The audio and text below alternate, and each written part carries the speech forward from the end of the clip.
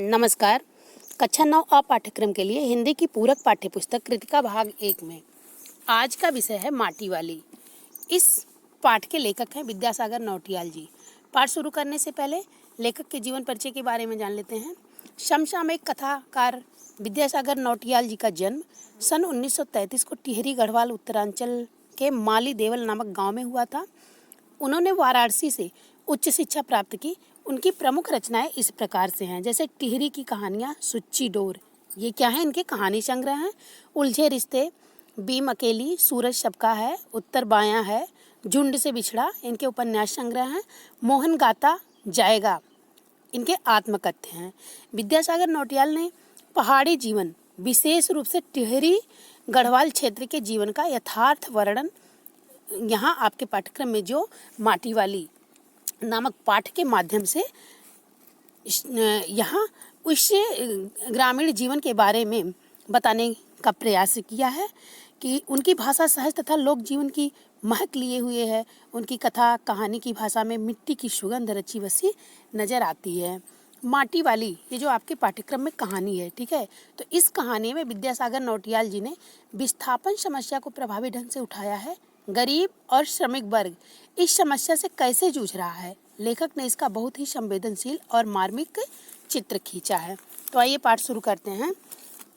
पाठ में है कि शहर के सेमल का तप्पड़ मोहल्ले की ओर बने आखिरी घर की खोली में पहुंचकर उसने दोनों हाथों की मदद से अपने सिर पर धरा बोझा नीचे उतारा। मिट्टी से भरा एक कंटर, कंटर मतलब क्या होता है, मिट्टी से भरा एक कंटर मतलब जिसमें मिट्टी ढोया जाता है, ऐसा जो बर्तन होता है, ठीक है, उस पात्र को कंटर कहा गया है। माटी वाली टिहरी शहर में शायद ऐसा कोई घर नहीं होगा जिसे वह न जानती हो या जहां उसे लोग ना जानते हों। घर के कुल निवासी वर्षों से वहां रहते आ रहे हैं, किराएदार, उनके बच्चे तलक, ठीक है, सब माटी वाली को जानते हैं। माटी वाली नाटे कद की एक हरिजन बुढ़िया है, ठीक है, जो घर घर में लाल मिट्टी पहुंचाती है। उसका लाल मिट्टी हर घर के लोगों को पसंद है और वह अकेली है जो यह काम करती है। उसका कोई प्रतिद्वंदी भी नहीं है। कोई भी घर में ऐसा नहीं है, उस शहर में कोई भी ऐसा नहीं है या घर का कोई भी सदस्य ऐसा नहीं है जो उसे ना जानता हो। जहाँ वह मिट्टी बेचने जाती है लोग उसे पहचानते हैं। लोगों को रसोई और भोजन कर लेने के बाद अपने चूल्हे चौके की लिपाई के लिए इसी प्रकार की मिट्टी की आवश्यकता होती है।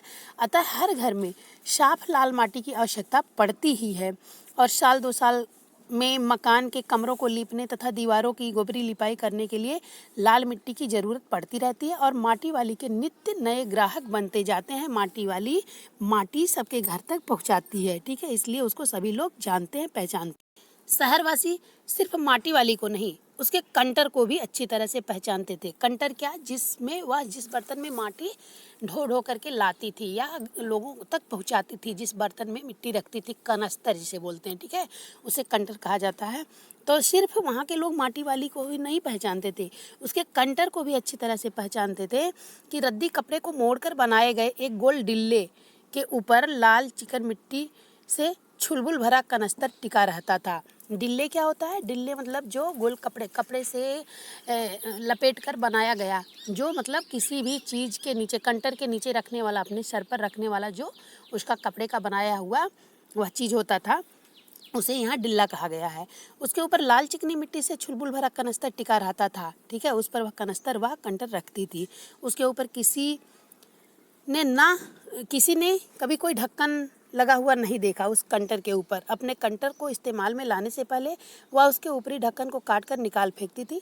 ढक्कन के ना रहने पर कंटर के अंदर मिट्टी भरने और सिर्फ उसे खाली करने में आसानी उसको रहता था। उसके कंटर को जमीन पर रखते रखते सामने के घर से 9-10 साल की एक छोटी लड़की कामिनी दौड़ती हुई वहाँ पहुँची और उसके सामने खड़ी हो गई, ठीक है। वह लड़की कहने लगी, क्या कही, मेरी माँ ने कहा है जरा हमारे यहाँ भी आ जाना। तो माटी वाली कहती है कि अभी आती हूँ। घर की मालकिन ने माटी वाली को अपने कंटर की माटी कच्चे आंगन के एक कोने पर उड़ेल देने को कह दिया, ठीक है। तू बहुत भाग्यवान है, चाय के टाइम पर आई है, ऐसा घर की मालकिन माटी वाली के लिए बोलती है। माटी वाली कहती है, भाग्यवान आए खाते वक्त, ठीक है। वह अपनी रसोई में गई और 2 रोटियां लेती आई। रोटियां उसे सौंप कर वह फिर अपनी रसोई में घुस गई, ठीक है। उस घर की मालकिन जिसके घर वह माटी देने माटी वाली पहुंची थी, माटी वाली के पास अपने अच्छे या बुरे भाग्य के बारे में ज़्यादा सोचने का कोई वक्त नहीं था, ठीक है। वह मतलब बहुत ज़्यादा इन सब चीज़ों पर ध्यान नहीं देती थी। माटी वाली अपने सिर पर फटे पुराने कपड़े के जो टिल्ले बना लेती थी, जिस पर वह अपना चिकनी मिट्टी का कनस्तर टिकाए रखती थी, उसके ऊपर किसी ने भी ढक्कन लगा नहीं देखा, ठीक है। उस पर ढक्कन कभी नहीं होता था। एक दिन जब वह माटी वाली रोटी पाती है, तो उस दिन की कहानी सुनिए कि एक दिन माटी वाली शहर में माटी बेचने के लिए जब निकली, रास्ते में एक छोटी लड़की कामनी दौड़ती हुई उसके पास आई, और जब वह उसे अपने घर में ले गई, तो उस घर की मालकिन कनस्तर का मिट्टी अपने आंगन में जब रखने के लिए कह दी, तो उसने माटी वाली को 2 रोटी खाने के लिए भी दी थी, ठीक है। उसने एक रोटी अपने सिर पर बंधे डिल्ले के एक कोने में बांध ली और स्वयं वैसे ही मुंह चलाने लगी जैसे रोटी खा रही हो, ठीक है। वास्तव में उसने वह रोटी क्यों छिपाया था? अपने पति के लिए वह एक रोटी छिपा ली थी, ठीक है। यह रोटी देखकर उसका पति प्रसन्न हो उठता है। मालकिन का पुरानी वस्तुओं से लगाव, जो वहाँ मालकिन जिसके घर वह माटी देने गई है, उस घर की जो मालकिन है, उसका पुरानी वस्तुओं से जो लगाव होता है, उसके बारे में जान लीजिए कि मालकिन ने उसे पीतल के गिलास में चाय दी। वह चाय को बहुत अच्छा स्वाद बताती है। माटी वाली ने कहा कि ये पीतल के गिलास तुम्ही ने संभाल कर रखे हैं, वरना अब ये कहाँ दिखते हैं किसी के घरों में। मालकिन ने कहा, ये हमारे पुरखों की गाढ़ी कमाई की निशानी है। उन्हें पुरानी चीज़ों से बहुत लगाव है। हमारे पूर्वजों ने न जाने कैसी तंगी के दिन में 2-2 पैसे जोड़ करके ये चीज़ें खरीदी होगी, जिनकी आजकल के लोगों की नज़रों में कोई कीमत नहीं है। लेकिन मैं तो पुरखों की कमाई की निशानी को व्यर्थ में नहीं बहाना चाहती। मतलब मैं पुरखों की निशानी है, जो पुरखों की कमाई है, उसका सम्मान करती हूँ और उसे हमेशा इज्जत के साथ प्रयोग में भी लाती हूँ और उसे मतलब उसका इज्जत भी करती हूँ। अब ठकुराइन जी जो ज़मीन जायदादों के मालिक हैं, वे तो कहीं ना कहीं ठिकाने पर जाएंगे ही, पर मैं सोचती हूँ मेरा क्या होगा, ऐसा माटी वाली सोचती है, ठीक है। इतनी लंबी बात नहीं सोचते बाकी लोग, कह रही है माटी वाली ठकुराइन से कि इतनी लंबी बात बाकी लोग नहीं सोचते हैं। अब जिस घर में जाओ वहाँ या तो स्टील के भांडे दिखाई देते हैं या फिर कांच और चीनी की मिट्टी के बर्तन दिखाई देते हैं। अपनी चीज़ का मोह बहुत बुरा होता है, मैं तो सोचकर पागल हो जाती हूँ, ऐसा माटी वाली कहती है उस ठकुराइन से। क्यों कहती है? इसलिए कहती है, ठकुराइन के घर से जब वह प्रस्थान करने के पश्चात जाती है बुढ़िया, ठीक है, तो कहती है कि अपनी चीज़ का मोह बहुत बुरा होता है। मैं तो सोचकर पागल हो जाती हूँ कि इस उम्र में इस शहर को छोड़कर हम जाएंगे कहाँ, ठीक है। ठकुराइन जी जो ज़मीन जायदादों के मालिक हैं, वे तो कहीं ना कहीं ठिकाने पर लग जाएंगे, ऐसा माटी वाली कहती है ठकुराइन से, ठीक है। लेकिन अपने बारे में कहती है कि पर मैं सोचती हूँ मेरा क्या होगा, मेरी तरफ देखने वाला भी कोई नहीं है। चाय खत्म कर माटी वाली ने एक हाथ में अपना कपड़ा उठाया, दूसरे में खाली कंटर और खोली से बाहर निकलकर सामने घर में चली जाती है, ठीक है। वहाँ गई, उस घर में भी कल हर हालात में मिट्टी ले आने का आदेश था, ठीक है। उस आदेश के साथ उसे 2 रोटियां मिल गई। अगले घर में, जिस घर में वह गई, ठीक है, उसने अपने कपड़े के एक दूसरे छोर में बांध लिया। लोग जाने तो जाने कि वह रोटियां ये अपने बुढ़े के लिए ले जा रही है। उसके घर पहुंचते ही आसक्त बुढ़ा कातर नज़रों से उसकी ओर देखने लगता है। वह घर में रसोई बनाने का इंतजार करने लगता है। आज वह घर पहुंचते ही 3 रोटियां अपने बुढ़े के हवाले कर देगी। रोटियों को देखते ही चेहरा खिल उठेगा बुढ़े का, ऐसा माटी वाली सोचती है। साथ में ऐसा भी वह बोल देगी कि साग तो कुछ है नहीं अभी, और तब उसे जवाब सुनाई देगा, भूख मीठी की भोजन मीठा। ऐसा बुढ़ा कहेगा कि साग नहीं है, साग मतलब सब्जी के लिए कह रही है कि सूखी रोटी है, उसके साथ खाने के लिए कुछ नहीं है। तो बुढ़ा कहेगा, जब ये माटी वाली कहेगी कि मतलब साग तो कुछ नहीं है, तो वो सोच रही है कि वो बुढ़ा कहेगा, उनका माटी वाली का जो पति है, कि भूख मीठी कि भोजन मीठा, ठीक है। उसका गाँव शहर के इतने पास भी नहीं है, कितना ही तेज चलो फिर भी घर पहुंचने में 1 घंटा तो लग ही जाता है। रोज़ सुबह निकल जाती है, वह अपने घर से पूरा दिन माटा खान में मिट्टी खोदने, फिर विभिन्न स्थानों में फैले घरों तक उसे ढोने में उसका पूरा दिन बीत जाता है माटी वाली का। उसके पास अपना कोई खेत नहीं है, माटी वाली के पास ज़मीन का एक भी टुकड़ा नहीं है। झोपड़ी जिसमें वह गुजारा करती है गांव के एक ठाकुर की ज़मीन पर खड़ी है, ठीक है, मतलब उसका घर भी नहीं है। उसकी ज़मीन पर रहने की एवज में उस भले आदमी के घर पर भी माटी वाली को कई तरह के कामों की बेगार करनी होती थी, ठीक है। जो उसके घर रहती है इसलिए वह भी कई काम करवाता है। नहीं, आज वह एक गठरी में बदल गए, अपने बुढ़े को कोरी रोटियां नहीं देगी, ऐसा सोच रही है। माटी बेचने से हुई आमदनी से उसने 1 पाव प्याज खरीद लिया। प्याज को कूट कर वह उन्हें जल्दी जल्दी तल लेगी। बुढ़े को पहले रोटियां दिखाएगी ही नहीं, सब्जी तैयार होते ही परोस देगी उसके सामने 2 रोटियां। अब वह 2 रोटियां भी नहीं खा सकता, 1 ही रोटी खा पाएगा, या हद से हद 1.5। अब उसे ज़्यादा नहीं पचता, ठीक है, वह बुढ़ा हो चुका है। बाकी बची 1.5 रोटियों से माटी वाली अपना काम चला लेगी। 1 रोटी तो उसके पेट में पहले ही जमा हो चुकी है। मन में यह सब सोचती, हिसाब लगाती हुई वह अपने घर माटी वाली पहुंच जाती है। उसके बुढ़े को अब रोटी की कोई ज़रूरत नहीं रह गई थी। माटी वाली के पाँव की आहट सुनकर हमेशा की तरह आज वह चौंका नहीं। उसने अपनी नज़रें उसकी ओर नहीं घुमाई। घबराई हुई माटी वाली ने उसे छू कर देखा, वह अपनी माटी को छोड़कर जा चुका था। जब माटी वाली अपने घर पहुंचती है अपने बुढ़े के लिए रोटी लेकर, उस समय तक उसका बुढ़ा उसे छोड़ करके इस दुनिया से जा बसा होता है, और उसके बुढ़े को अब रोटी की कोई ज़रूरत नहीं रह गई थी, ठीक है। टिहरी बाद पुनर्वास के साहब ने उससे पूछा कि वह रहती कहाँ है। तुम तहसील से अपने घर का प्रमाण पत्र ले आना। माटी वाली से अपने घर का प्रमाण पत्र टिहरी बाद पुनर्वास के साहब ने मांगा, ठीक है। वहाँ बाँध बनने वाला है, टिहरी बाँध, ठीक है। तो और जिसकी ज़मीन उस बाँध में सरकार ले रही है, उसको कुछ ना कुछ उसके बदले में दे रही है। तो माटी वाली से वह कहता है कि तुम अपने घर का प्रमाण पत्र ले आना। माटी वाली कहती, मेरी ज़िंदगी तो इस शहर के तमाम घरों में माटी देते ही गुजर गई साहब। माटी कहाँ से लाती हो? माटा खान से लाती हूँ माटी। वह माटा खान चढ़ी है तेरे नाम? अगर है तो हम तेरा नाम लिख देते हैं, ऐसा वह साहब कहता है। माटा खान तो मेरी रोजी है साहब, बुढ़िया हमें ज़मीन का कागज़ चाहिए, रोजी का नहीं, ऐसा वहाँ का जो अधिकारी होता है वह माटी वाली से कहता है। बात बनने के बाद मैं क्या खाऊंगी साहब, ऐसा बुढ़िया कहती है उससे। तो इस बात का फैसला तो हम नहीं कर सकते, वह बात तो तुझे खुद ही तय करनी पड़ेगी। टिहरी बात की 2 सुरंगों को बंद कर दिया गया है, शहर में पानी भरने लगा है, शहर में आपाधापी मची है, शहरवासी अपने घरों को छोड़कर वहाँ से भागने लगे हैं, ऐसा वह कहता है। जाने से सबसे पहले कुल श्मशान घाट में डूब गए हैं। माटी वाली अपनी झोपड़ी के बाहर बैठी है। गांव के हर जाने वाले और आने वाले से एक ही बात कहती जा रही है, गरीब आदमी का श्मशान नहीं उजाड़ना चाहिए, गरीब आदमी का श्मशान नहीं उजाड़ना चाहिए, ऐसा माटी वाली वहाँ बैठ करके मतलब सबसे कह रही है कि जो गरीब है, जिसके पास कुछ नहीं है, उसका जो ठिकाना है, ठौर है, उसे उजाड़ना नहीं चाहिए। ऐसा माटी वाली इसलिए कहती है कि माटी वाली भी विस्थापित होने वाले लोगों के साथ पुनर्वास अधिकारी के पास पहुंची थी। अधिकारी ने उससे घर के कागज दिखाने को कहा, उसके पास ऐसा कोई कागज नहीं था, इसलिए उसे सरकारी सहायता नहीं मिली। माटी वाली को चिंता हुई कि बाँध बनने के बाद वह क्या खाएगी। सो उसने पूछा भी कि मतलब बाँध बन जाने के बाद मैं क्या खाऊंगी साहब, लेकिन अधिकारी ने उसकी बात को मतलब अनसुना कर दिया, ठीक है। और वह सोच रही थी कि मतलब ऐसा हो जाएगा तो हम क्या खाएंगे, कैसे रहेंगे, क्या नहीं खाएंगे। टिहरी बाँध के 2 सुरंगों के बंद होने से शहर में जब पानी भर गया, शहर में भगदड़ सी मच गई, लोगों के घर बाढ़ में डूब गए और साथ ही साथ सारा शहर शमशान घाट की तरह हो गया, ठीक है। लोग शहर छोड़कर जाने लगे। माटी वाली अपनी झोपड़ी में बैठी रही।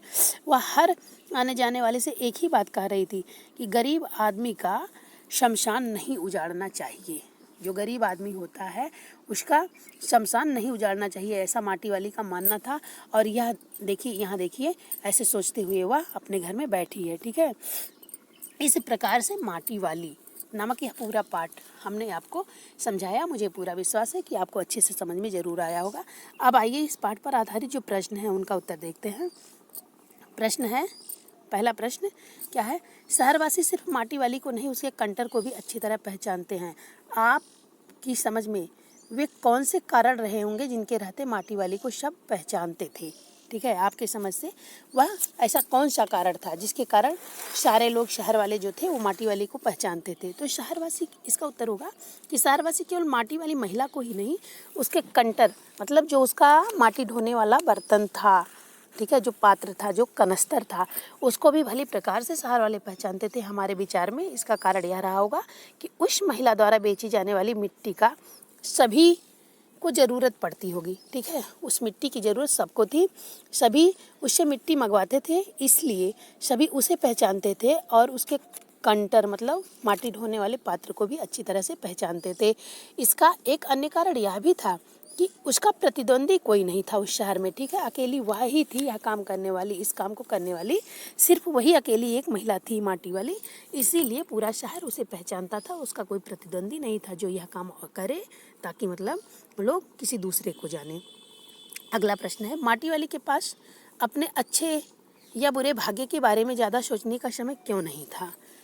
इसका उत्तर होगा कि जब माटी वाली का काम ही यही था हर घर में माटी पहुंचाना, ठीक है। सुबह ही निकलती थी और शाम तक वह घर लौटती थी। जब एक घर की मालकिन ने माटी वाली को भाग्यवान बताया तो उसने कहा कि उसके पास तो अच्छे या बुरे भाग्य के विषय में विचार करने का कोई समय ही नहीं है। उसके भाग्य में तो सुबह से शाम तक काम ही काम लिखा है तथा काम न करने पर भूखे मरने की नौबत आ जाती है। वह तो अपने तथा अपने बूढ़े पति के लिए रोटियों का हिसाब करने में ही लगी रहती है, पूरा दिन उसका इसी में बीत जाता है, ठीक है। इसीलिए उसके पास अच्छे या बुरे भाग्य के बारे में सोचने का कोई समय नहीं है। अगला प्रश्न है, भूख माटी की भोजन मीठा भूख मीठी की भोजन मीठा। अगला प्रश्न है, भूख मीठी की भोजन मीठा, ठीक है। तो इसका उत्तर होगा कि जब माटी वाली बुढ़िया चाय को साग के समान बताती है, जब ठकुराइन के घर वह जाती है, वहाँ उसको रोटियों के साथ चाय पीने को मिलता है, तो वह माटी वाली बुढ़िया चाय को साग के समान बताती है। तो मालकिन कहती है कि भूख तो स्वयं में साग होती है, भूख के समय भोजन की मिठास नहीं देखी जाती, क्योंकि भूख लगने पर कोई भी भोजन मीठा ही लगता है, ठीक है। कुछ भी हो वह खाइए तो मीठा ही लगता है अगर किसी को भूख लगा है। इसलिए पहले भूख मिटाने का उपाय किया जाता है, क्योंकि भूख मिटाना अधिक जरूरी है। भोजन की मिठास की बात तो बाद में आती है, ठीक है। इसलिए भूख मीठी की भोजन मीठा, इसका यही अभिप्राय होगा। अगला प्रश्न है कि पुरखों की गाढ़ी कमाई से हासिल की गई चीज़ों को हराम के भाव बेचने को मेरा दिल गवाही नहीं देता। मालकिन के इस कथन के आलोक में विरासत के बारे में अपने विचार व्यक्त कीजिए, ठीक है। तो इसमें जैसे देखिए कि पुरखों की गाढ़ी कमाई से हासिल जो भी चीज़ होती है, मालकिन ने कहा कि वह अपने पूर्वजों की गाढ़ी कमाई से हासिल की गई चीज़ों को हराम के भाव नहीं बेचेगी। क्यों नहीं बेचेगी? क्योंकि उन लोगों ने अपने खून पसीने की कमाई से दो पैसे बचाकर इन्हें खरीदा है, इसलिए वह कांसे और पीतल के बर्तनों को संभाल कर रखती है। उसे इन चीज़ों से बहुत लगाव है, अपने पूर्वजों की निशानी समझकर वह इन्हें संजोकर रखती है। पीढ़ियों से चली आ रही धरोहर विरासत के नाम से जानी जाती है। हमें इसका महत्व समझना चाहिए। हमें पूर्वजों से मिली धन संपत्ति का सम्मान करना चाहिए, उनका आदर करना चाहिए, उन्हें व्यर्थ में नहीं गंवाना चाहिए। ऐसा करने से उनके प्रति हमारे सम्मान एवं आदर की भावना प्रकट होती है। स्पष्ट होता है कि हम अपने बड़े बूढ़ों का सम्मान करते हैं, ठीक है। अगला प्रश्न है, माटी वाली का रोटियों का इस तरह हिसाब लगाना उसकी किस मजबूरी को प्रकट करता है? माटी वाली, इसका उत्तर होगा कि माटी वाली जो होती है, माटी वाली का रोटियों का हिसाब लगाना उसकी गरीबी की ओर संकेत करता है। वह आर्थिक रूप से बहुत कमज़ोर है।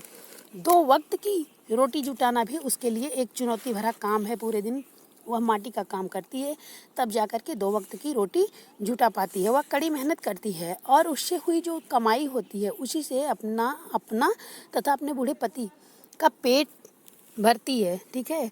पेट की अग्नि बुझाने की का प्रयास करती है उसी कमाई से। जब भी उसे 2 से अधिक रोटियां मिलती हैं तो वह हिसाब लगाने लगती है कि कितनी रोटी वह स्वयं खाएगी और कितनी रोटी अपने बूढ़े पति के लिए ले जाएगी, ताकि दोनों का पेट भर सके। इससे उसके गरीबी जीवन का पता चलता है कि उसका जीवन अत्यंत ही कष्ट में बीत रहा है। अगला प्रश्न है कि आज माटी वाली बूढ़े को कोरी रोटियां नहीं देगी।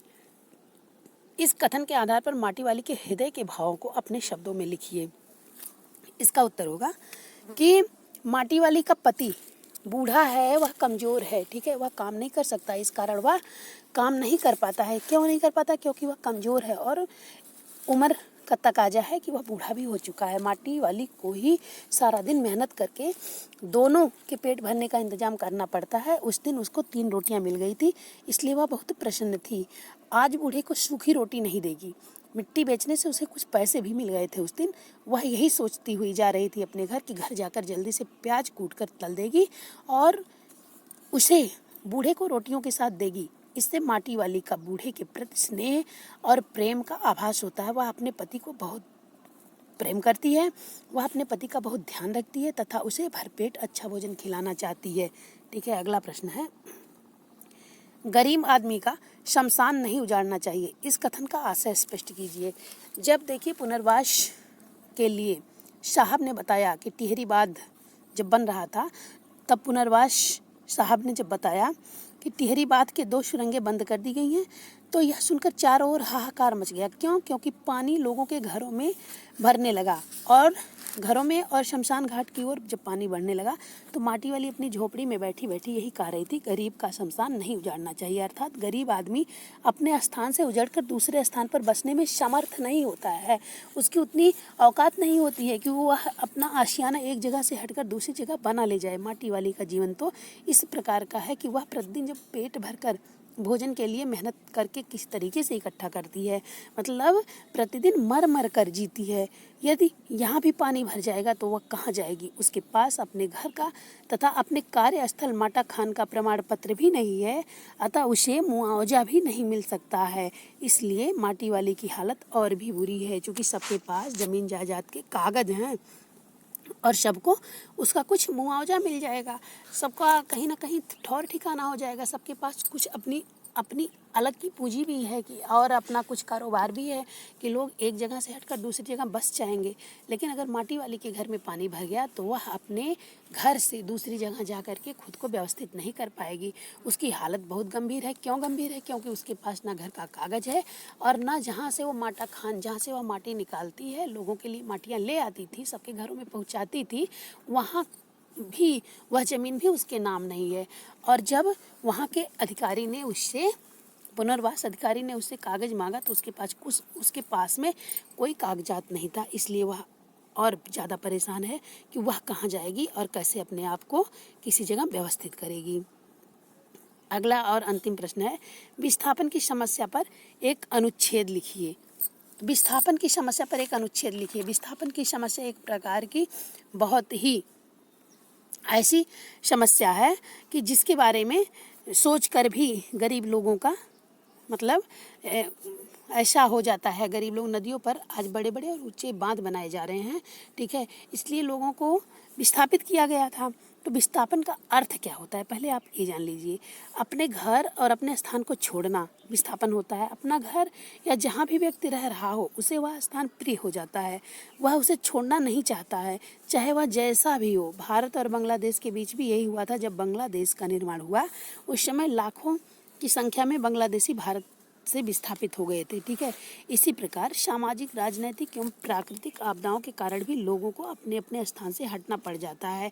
अब जैसे देखिए टिहरी बांध जब बन रहा था तो यहाँ जो माटी वाली नामक कहानी आपके पाठ्यक्रम में है, इसमें भी विस्थापन की समस्या आ गई थी, ठीक है। तो इस कारण लोगों को विस्थापित होना पड़ता है, परंतु स्थिति सामान्य होने पर वे पुनः अपने अपने स्थान पर चले जाते हैं। हालांकि इसमें लोगों को काफ़ी आर्थिक नुकसान उठाना पड़ता है। मनुष्य एक सामाजिक प्राणी है, वह हालातों को समझ सकता है, वह उन्हें महसूस कर सकता है। इसी कारण वह विस्थापन की कल्पना से ही काँप उठता है। टिहरी गांव के डूबने के कारण लोगों को विस्थापित होना पड़ा। आज भी लोग सहमे हुए रहते हैं, वे उसे भूल नहीं पाते हैं। क्यों नहीं भूल पाते हैं? बूढ़े और गरीब लोगों की जो पुरानी जगह है उसको छोड़ना अत्यंत ही कष्टदायी होता है। पुरानी जगह पर ये लोग अपने को सुविधाजनक स्थिति में पाते हैं, जबकि नई जगह पर इन्हें कई प्रकार की मुश्किलों का सामना करना पड़ता है विस्थापित होने के बाद। माटी वाली पाठ में भी माटी वाली बुढ़िया अपने विस्थापन को लेकर चिंतित है। वह अपने मालकिन से कहती है, ठाकुराइन जी, जो जमीन जायदादों के मालिक हैं वे तो कहीं ना कहीं ठिकाने पर हो जाएंगे, उनका कहीं ना कहीं ठिकाना बन जाएगा, लेकिन मैं सोचती हूँ कि मेरा क्या होगा। माटी वाली कह रही है ठाकुराइन से कि मैं सोचती हूँ मेरा क्या होगा, मैं कहाँ जाऊँगी, मेरे पास तो ऐसा कुछ है भी नहीं कि मैं यहाँ से जाकर के कहीं और व्यवस्थित हो जाऊँगी, मेरी तरफ देखने वाला तो कोई भी नहीं है। अर्थात यदि विस्थापन की स्थिति आ जाएगी तो वह बेचारी कहाँ जाएगी, उसके नाम तो ज़मीन का एक टुकड़ा भी नहीं है कि उसे मुआवजा मिलेगा। बाकी लोगों के पास ज़मीन के कागजात हैं और उन लोगों को ज़मीन का मुआवजा मिल जाएगा, कुछ धनराशि सरकार उपलब्ध करा देगी कि वहाँ से हटेंगे जब भी लोग तो कहीं ना कहीं वो अपना आशियाना बना लेंगे। लेकिन माटी वाली इसीलिए देखिए यहाँ चिंतित है कि मेरे पास तो ज़मीन का एक टुकड़ा भी नहीं है, मैं कहाँ जाऊँगी और मैं कहाँ अपना आशियाना बनाऊँगी, यही सोच करके वह चिंतित है और कह रही है गरीब आदमी का शमशान नहीं उजाड़ना चाहिए। विस्थापन की समस्या सबसे बड़ी समस्या है गरीब लोगों के लिए। ठीक है, इस प्रकार यह माटी वाली नामक पूरा पाठ प्रश्नों के उत्तर सहित हमने आपको बताया। मुझे पूरा विश्वास है आपको अच्छे से समझ में आया होगा। अगर आप इस वीडियो को पहली बार देख रहे हैं तो वीडियो को लाइक करिएगा, अपने दोस्तों में शेयर ज़रूर करिएगा और अगर इस चैनल को आप पहली बार देख रहे हैं तो इसे सब्सक्राइब ज़रूर करिएगा। धन्यवाद।